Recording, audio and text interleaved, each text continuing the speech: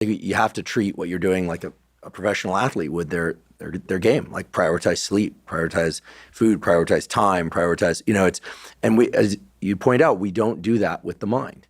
We tend, for cognitive stuff, we tend to assume that we just flip a switch and like focus time. And I think that's in part because there are certain things such as social media, such as a great movie, such as certain social interactions that can immediately and completely harness our attention. Yeah. Unlike a marathoner where sure, I could probably finish the 26 miles or wherever it is, 26.23, I forget what it is, if I had to do it right now to save my life. But it's not like I can just hit a switch. And I think that's the kind of caveat here, is that the kid that loves video games can definitely focus. Yeah. Give him or her a video game they love and boom, they're focused. So it seems as if there's a problem when they can't. But they know they can, right?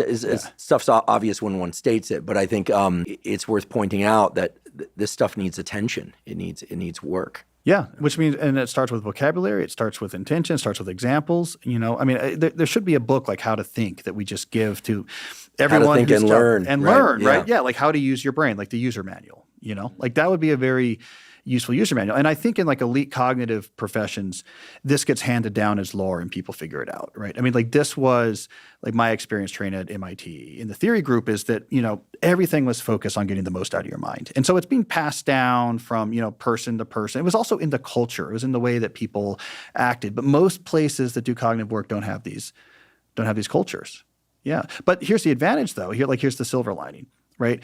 If you're one of the few who cares about it, it's a huge advantage right now. Like it's a big part of like my success. I don't think I have the highest horsepower brain, but I care a lot about trying to, get the most out of it, like to push it to like the edges of like the reps I can actually RPMs I can actually get out of it, So it's an advantage as, someone who's listening to this, you start caring about your brain, how it works, how you want to take care of it, what you want to get out of it. You start caring about this, you're going to get advantages compared to the person right next to you. Like suddenly in your office or, in your grad program,